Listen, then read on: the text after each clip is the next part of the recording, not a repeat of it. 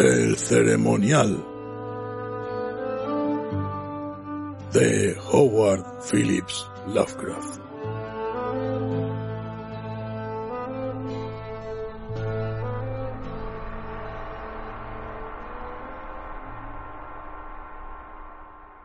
Efficium daemones, ut quae non sunt, sic tamen quasi sint, hospicendo minimus exhibeant.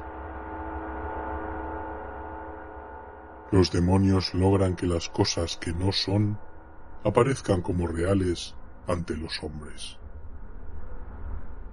Lactancio.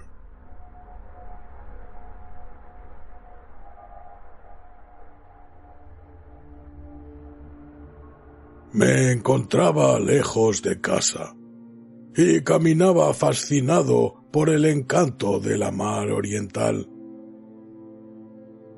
Empezaba a caer la tarde cuando la oí por primera vez, estrellándose contra las rocas. Entonces me di cuenta de lo cerca que la tenía. Estaba al otro lado del monte, donde los sauces retorcidos recortaban sus siluetas sobre un cielo cuajado de tempranas estrellas. Y porque mis padres me habían pedido que fuese a la vieja ciudad que ahora tenía a paso, proseguí la marcha en medio de aquel abismo de nieve recién caída, por un camino que parecía remontar solitario hacia Aldebarán, tembloroso entre los árboles, para luego bajar a esa antiquísima ciudad en la que jamás había estado, pero en la que tantas veces he soñado durante mi vida.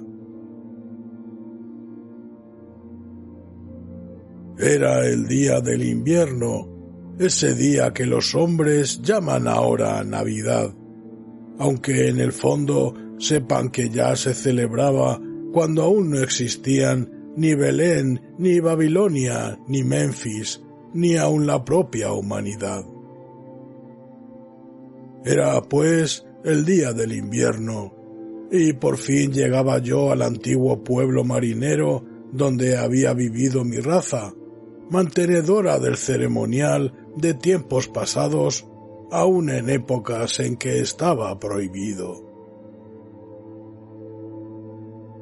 Al viejo pueblo llegaba, cuyos habitantes habían ordenado a sus hijos y a los hijos de sus hijos que celebraran el ceremonial una vez cada 100 años, para que nunca se olvidasen los secretos del mundo originario. Era la mía una raza vieja. Ya lo era cuando vino a colonizar estas tierras hace 300 años.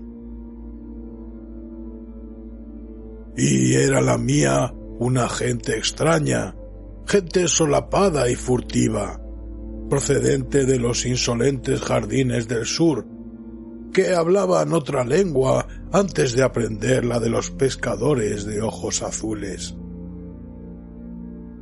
Y ahora estaba esparcida por el mundo, y únicamente se reunía a compartir rituales y misterios que ningún otro viviente podría comprender. Yo era el único que regresaba aquella noche al viejo pueblo pesquero como ordenaba la tradición, pues sólo recuerdan el pobre y el solitario. Después, al coronar la cuesta del monte, dominé la vista de Kingsport, adormecido en el frío del anochecer, nevado, con sus vetustas veletas, sus campanarios, sus tejados y chimeneas, los muelles, los puentes, los sauces y cementerios. Los interminables laberintos de calles abruptas, estrechas y retorcidas, serpenteaban hasta lo alto de la colina, donde se alzaba el centro de la ciudad, coronado por una iglesia extraña que el tiempo parecía no haber osado tocar. Una infinidad de casas coloniales se amontonaban en todos los sentidos y niveles, como las abigarradas construcciones de madera de algún niño. Las alas grises del tiempo parecían cernirse sobre los tejados y las nevadas buhardillas. Los faroles y las ventanas emitían en la oscuridad unos reflejos que iban a juntarse con Orión y las estrellas primordiales. Y la mar rompía incesante contra los muelles miserables, aquella mar de la que emergiera nuestro pueblo en los viejos tiempos. Junto al camino, una vez arriba de la cuesta, había una colina yerma barrida por el viento. No tardé en ver que se trataba de un cementerio, en donde las negras lápidas surgían de la nieve como las uñas destrozadas de un cadáver gigantesco. El camino, sin huella alguna de tráfico, estaba solitario. Únicamente me parecía oír de cuando en cuando unos crujidos como de una horca estremecida por el viento. En 1692 ahorcaron a 4 de mi raza por brujería. Una vez que la carretera comenzó a descender hacia el mar, presté atención por si oía el alegre bullicio de los pueblos al anochecer, pero no oí nada. Entonces recordé la época en que estábamos y se me ocurrió que el viejo pueblo puritano conservaría tal vez costumbres navideñas, extrañas para mí, y que entonces estaría entregado a silenciosas oraciones. Así que abandoné mis esperanzas de oír el bullicio propio de estas fiestas, dejé de buscar viajeros con la mirada y seguí mi camino. Fui dejando atrás, a uno y otro lado, las silenciosas casas de campo con sus luces ya encendidas. Después me interné entre las oscuras paredes de piedra, en las que el aire salitroso mecía las chirriantes enseñas de antiguas tiendas y tabernas marineras. Las grotescas aldabas de las puertas bajo los soportales brillaban a lo largo de los callejones desiertos, reflejando la escasa luz que se escapaba de las estrechas ventanas encortinadas. Traía conmigo el plano de la ciudad y sabía dónde se encontraba la casa de los míos. Se me había dicho que sería reconocido y que me darían acogida, porque la tradición del pueblo posee una vida muy larga. De modo que apresuré el paso y entré en Back Street hasta llegar a Circle Court. Luego continué por Green Lane, única calle pavimentada de la ciudad que va a desembocar detrás del edificio del mercado. Aún servía el antiguo plano y no me tropecé con dificultades. Sin embargo, en Arkham me habían mentido al decirme que había tranvías. Al menos yo no veía redes de cables aéreos por ninguna parte. En cuanto a los raíles, es posible que los ocultara la nieve. Me alegré de tener que caminar, porque la ciudad, revestida de blanco, me había parecido muy hermosa desde el monte. Por otra parte, estaba impaciente por llamar a la puerta de los míos, por llegar a esa séptima casa de Green Lane, a mano izquierda, de tejado puntiagudo y doble planta, que databa de antes de 1650.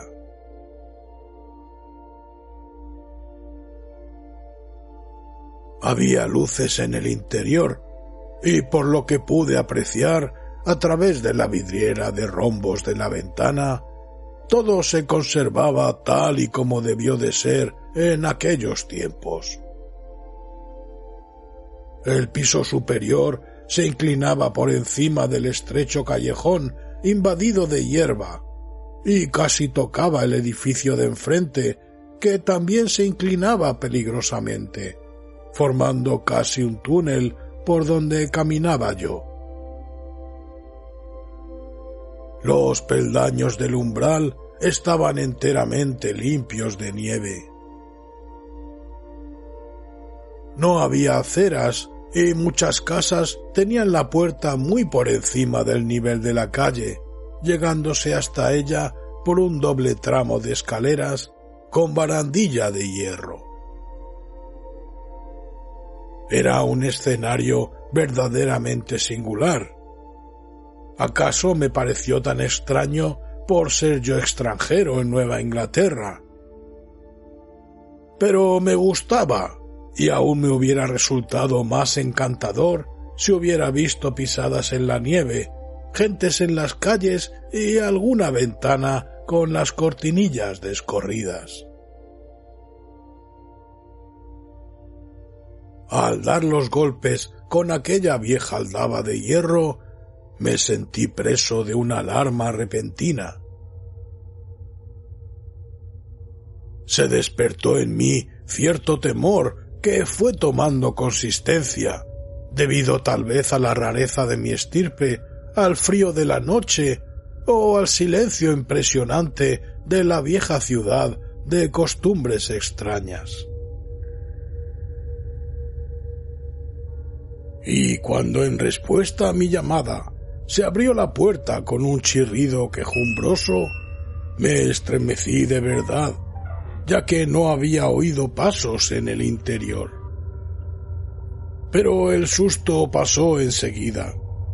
El anciano que me atendió, vestido con traje de calle y en zapatillas, tenía un rostro afable que me ayudó a recuperar mi seguridad. Y aunque me dio a entender por señas que era mudo, escribió con su punzón en una tablilla de cera que traía una curiosa y antigua frase de bienvenida. Me señaló con un gesto una sala baja iluminada por velas. Tenía la pieza gruesas vigas de madera y recio y escaso mobiliario del siglo XVII. Aquí el pasado recobraba vida. No faltaba ningún detalle. Me llamaron la atención la chimenea de campana cavernosa y una rueca sobre la que una vieja, ataviada con ropas holgadas y bonete de paño, de espaldas a mí, se inclinaba afanosa pese a la festividad del día. Reinaba una humedad indefinida en la estancia, y por ello me extrañó que no tuvieran fuego encendido. Había un banco de alto respaldo colocado de cara a la fila de ventanas encortinadas de la izquierda, y me pareció que había alguien sentado en él, aunque no estaba seguro. No me gustaba nada de lo que veía allí, y nuevamente sentí temor. Y mi temor fue en aumento, porque cuanto más miraba el rostro suave de aquel anciano, más repugnante me parecía su suavidad. No pestañeaba, y su color era demasiado parecido al de la cera. Por último, llegué a la plena convicción de que aquello no era un rostro, sino una máscara confeccionada con diabólica habilidad.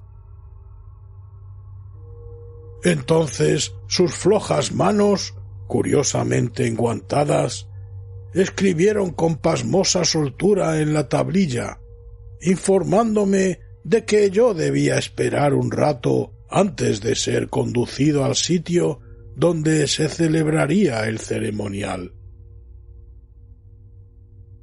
Me señaló una silla, una mesa, un montón de libros y salió de la estancia.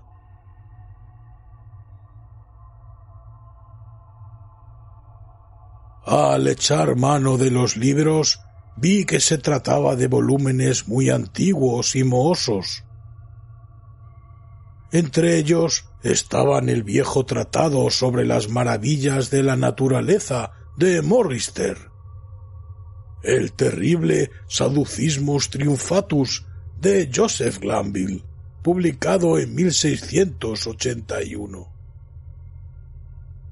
La espantosa Demonotatreia de Remigius, impresa en 1595 en Lyon.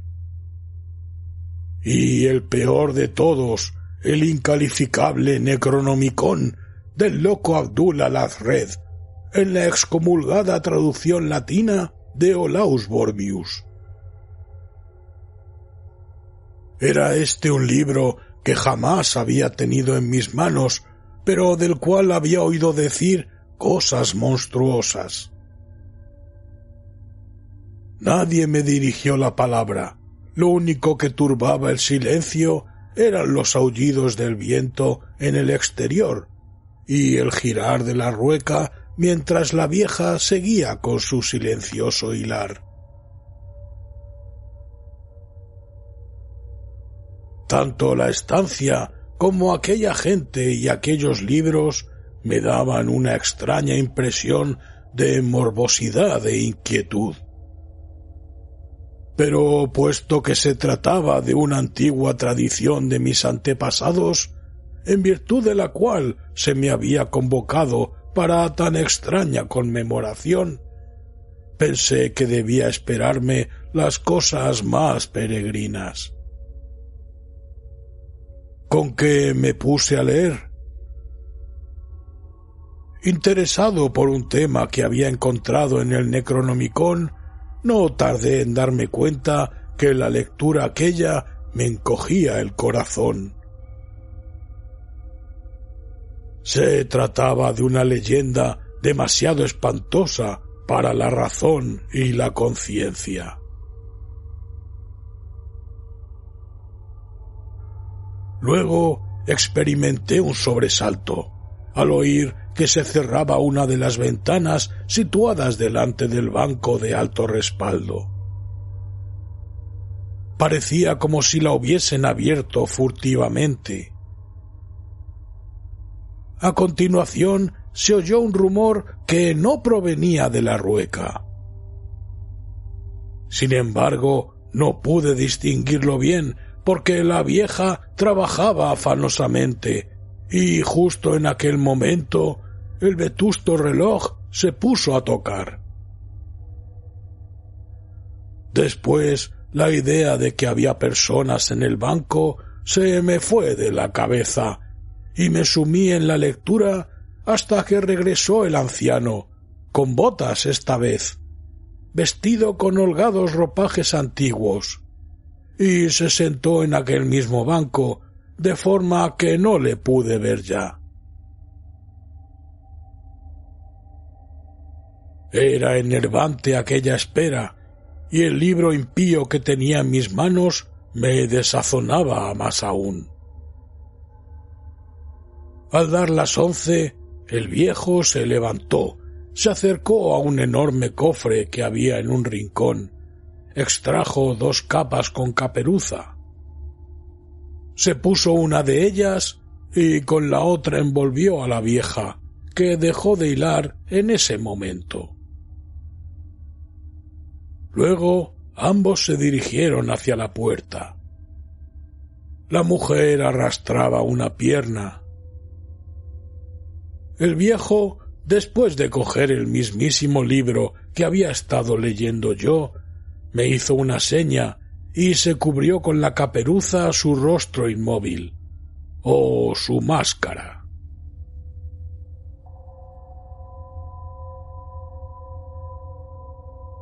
Salimos a la tenebrosa y enmarañada red de callejuelas de aquella ciudad increíblemente antigua.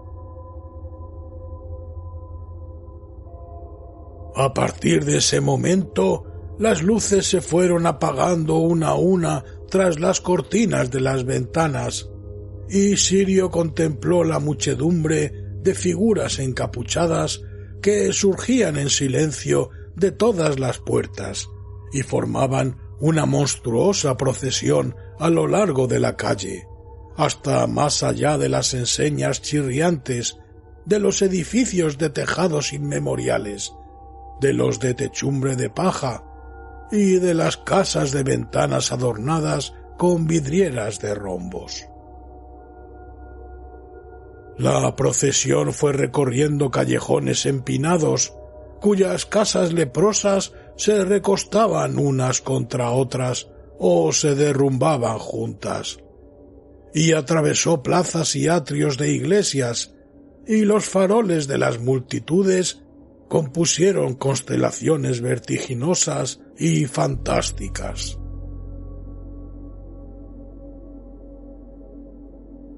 Yo caminaba junto a mis guías mudos en medio de una muchedumbre silenciosa.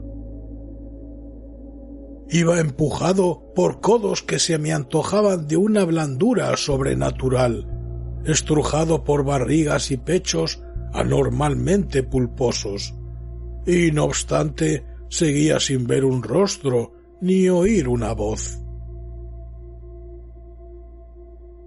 Las columnas espectrales ascendían más y más por las interminables cuestas, y todos se iban aglomerando a medida que se acercaban a los lóbregos callejones que desembocaban en la cumbre, centro de la ciudad, donde se elevaba una inmensa iglesia blanca.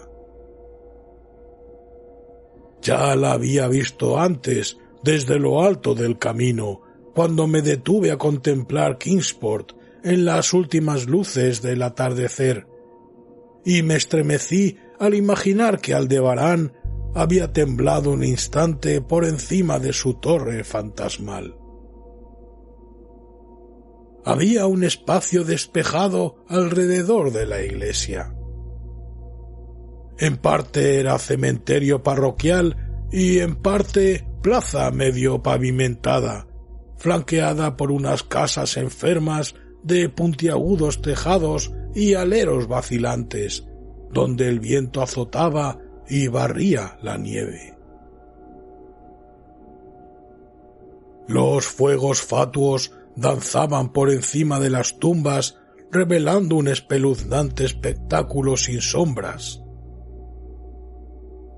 Más allá del cementerio, donde ya no había casas, pude contemplar de nuevo el parpadeo de las estrellas sobre el puerto. El pueblo era invisible en la oscuridad. Solo de cuando en cuando se veía oscilar algún farol por las serpenteantes callejas, delatando algún retrasado que corría para alcanzar a la multitud que ahora entraba silenciosa en el templo. Esperé a que terminaran todos de cruzar el pórtico para que acabaran así los empujones. El viejo me tiró de la manga, pero yo estaba decidido a entrar el último.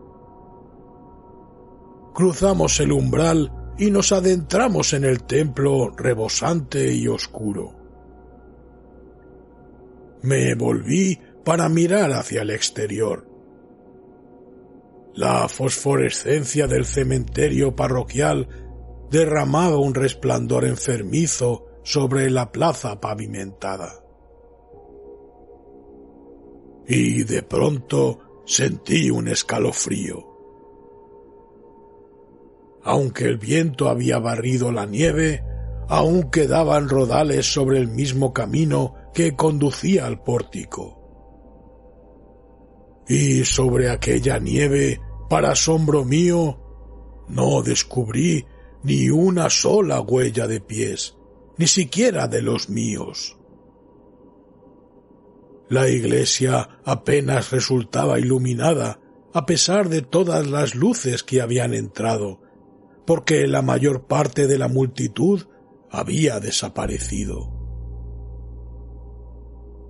Todos se dirigían por las naves laterales, sorteando los bancos, hacia una abertura que había al pie del púlpito, y se deslizaban por ella sin hacer el menor ruido.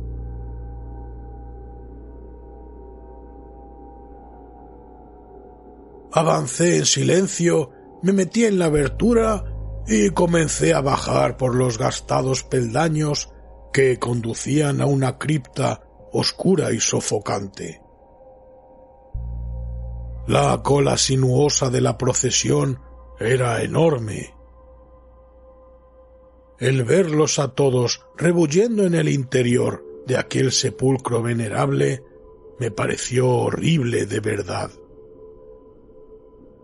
Entonces me di cuenta de que el suelo de la cripta tenía otra abertura por la que también se deslizaba la multitud, y un momento después nos encontrábamos todos descendiendo por una escalera abominable, por una estrecha escalera de caracol húmeda, impregnada de un color muy peculiar que se enroscaba interminablemente en las entrañas de la tierra, entre muros de chorreantes bloques de piedra y yeso desintegrado. Era un descenso silencioso y horrible. Al cabo de muchísimo tiempo, observé que los peldaños ya no eran de piedra y argamasa, sino que estaban tallados en la roca viva. Lo que más me asombraba era que los miles de pies no produjeran ruido ni eco alguno. Después de un descenso que duró una eternidad, vi unos pasadizos laterales o túneles que desde ignorados nichos de tinieblas conducían a este misterioso acceso vertical. Los pasadizos aquellos no tardaron en hacerse excesivamente numerosos. Eran como impías catacumbas de apariencia amenazadora, y el acre olor a descomposición que despedían fue aumentando hasta hacerse completamente insoportable. Seguramente habíamos bajado hasta la base de la montaña, y quizá estábamos por debajo incluso del nivel de Kingsport. Me asustaba pensar en la antigüedad de aquella población infestada, socavada por aquellos subterráneos corrompidos. Luego vi el cárdeno resplandor de una luz desmayada y oí el murmullo insidioso de las aguas tenebrosas. Sentí un nuevo escalofrío. No me gustaban las cosas que estaban sucediendo aquella noche. Ojalá que ningún antepasado mío hubiera exigido mi asistencia a un rito de ese género.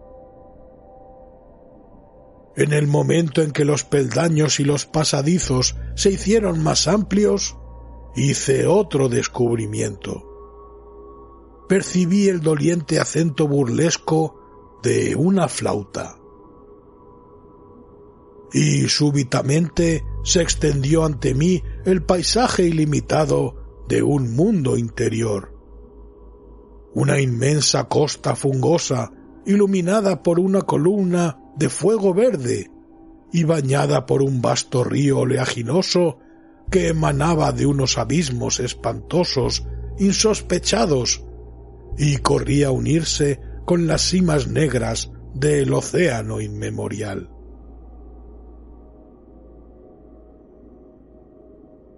Desfallecido, con la respiración agitada, contemplé aquel averno profano de leproso resplandor y aguas mucilaginosas.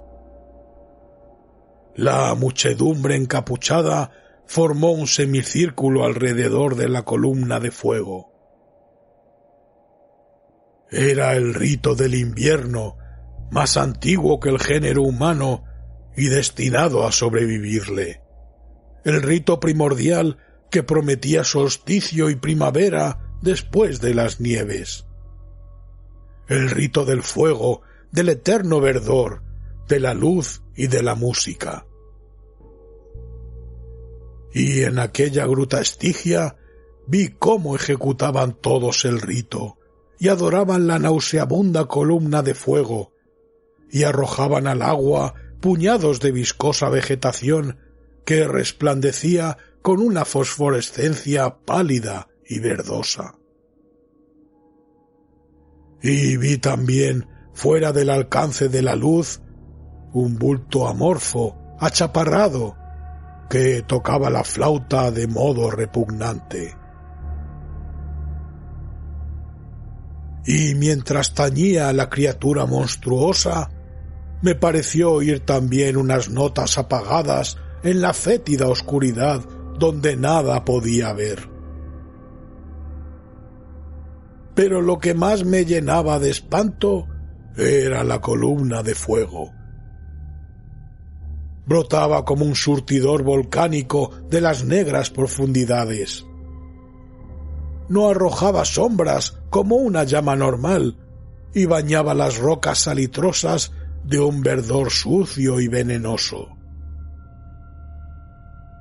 Toda aquella hirviente combustión no producía calor, sino únicamente la viscosidad de la muerte y la corrupción.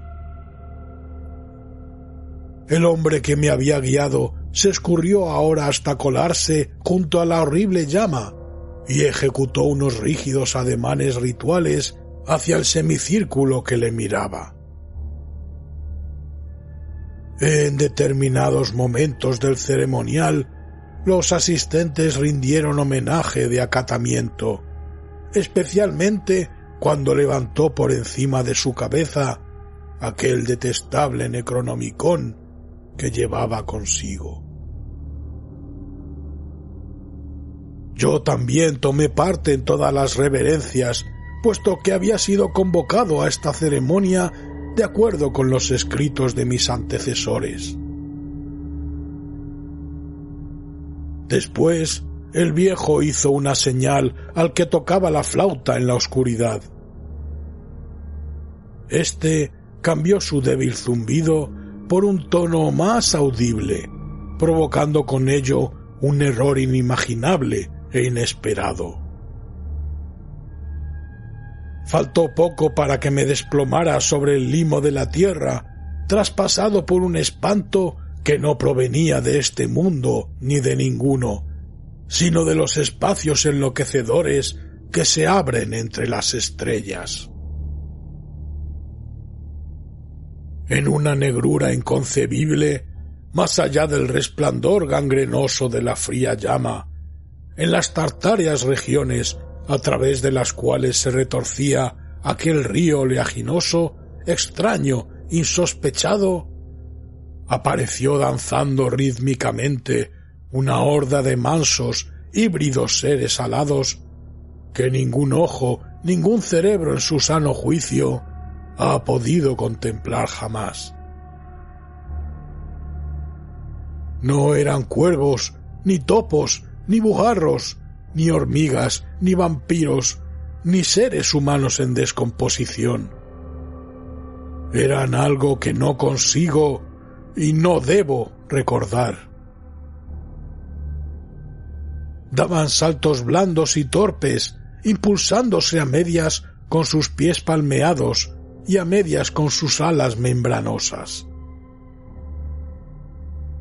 Y cuando llegaron hasta la muchedumbre de celebrantes, las figuras encapuchadas se agarraron a ellos, montaron a horcajadas y se alejaron cabalgando uno tras otro a lo largo de aquel río tenebroso, hacia unos pozos y galerías donde venenosos manantiales alimentan el caudal tumultuoso y horrible de las negras cataratas.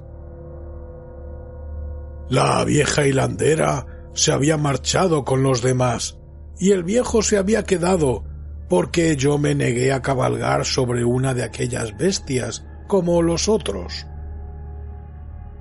El flautista Morfo había desaparecido, pero dos de aquellas bestias permanecían allí pacientemente. Al resistirme a cabalgar, el viejo sacó su punzón y su tablilla, y me comunicó por escrito que él era el verdadero delegado de aquellos antepasados míos que habían fundado el culto al invierno en este mismo venerable lugar, que había sido decretado que yo volviera allí, y que faltaban por celebrarse los misterios más recónditos. Escribió todo esto en un estilo muy antiguo, y aún dudaba yo cuando sacó de sus amplios ropajes un sello y un reloj con las armas de mi familia, para probar que todo era según había dicho él. Pero la prueba era espantosa, porque yo sabía por ciertos documentos antiquísimos que aquel reloj había sido enterrado con el tatarabuelo de mi tatarabuelo en 1698. Al poco rato, el viejo echó hacia atrás su capucha y me mostró el parecido familiar de su rostro. Pero aquello me hizo estremecer, porque yo estaba convencido de que se trataba solamente de una diabólica máscara de cera. Las dos bestias voladoras aguardaban y arañaban inquietas los líquenes del suelo, y me di cuenta de que el viejo estaba a punto de perder la paciencia. Cuando uno de aquellos animales comenzó a moverse, alejándose del lugar, el viejo se volvió rápidamente y lo detuvo, de suerte que, con la rapidez del movimiento, se le desprendió la máscara que llevaba en el lugar correspondiente a la cabeza. Y entonces, al ver que aquella pesadilla se interponía entre la escalera de piedra y yo, me arrojé al fondo oleaginoso del río, pensando que sin duda desembocaría por alguna cavidad en el fondo del océano. Me lancé en aquel jugo pútrido de las entrañas de la tierra antes que mis locos chillidos pudieran hacer caer sobre mí las legiones de cadáveres que aquellos abismos pestilentes ocultaban.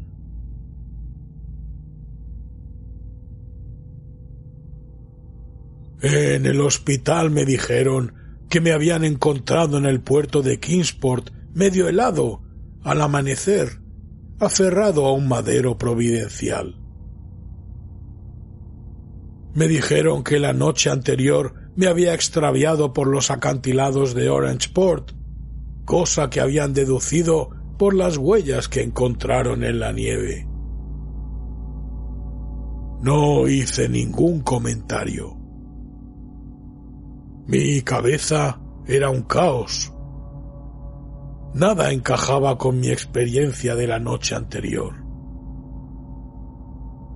Los ventanales del hospital se abrían a un panorama de tejados de los que apenas 1 de cada 5 podía considerarse antiguo. Las calles vibraban con el estrépito de tranvías y automóviles.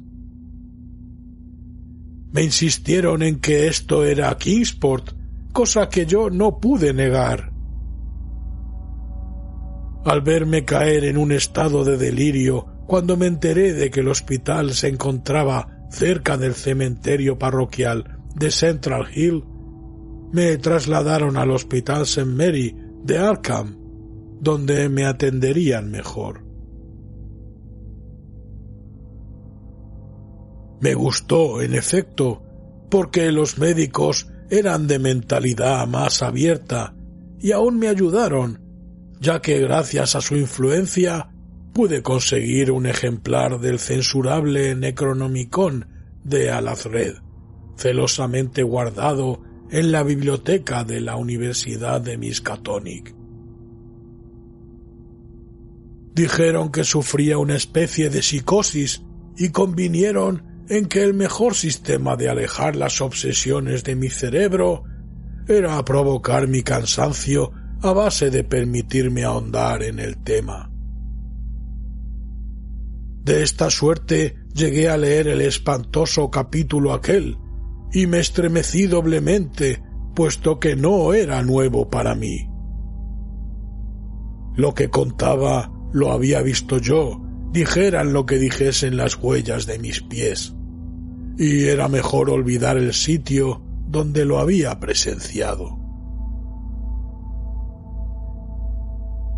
Nadie durante el día me lo hacía recordar, pero mis sueños son aterradores a causa de ciertas frases que no me atrevo a transcribir. Si acaso, citaré únicamente un párrafo. Lo traduciré lo mejor que pueda de ese desgarbado latín vulgar en que está escrito.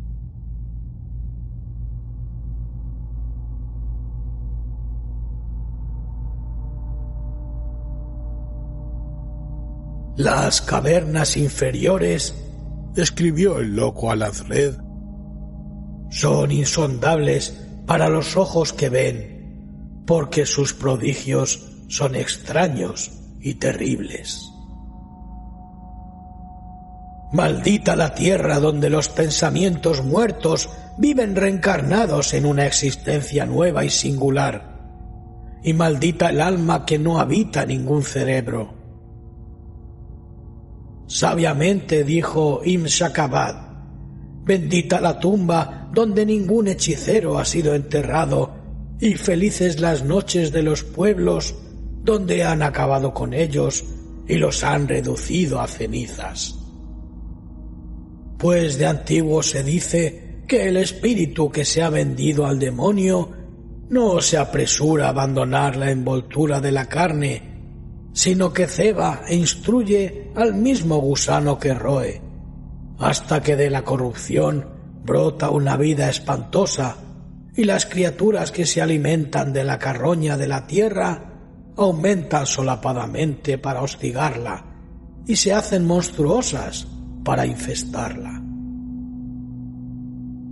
Excavadas son secretamente inmensas galerías donde debían bastar los poros de la tierra, y han aprendido a caminar unas criaturas que sólo deberían arrastrarse.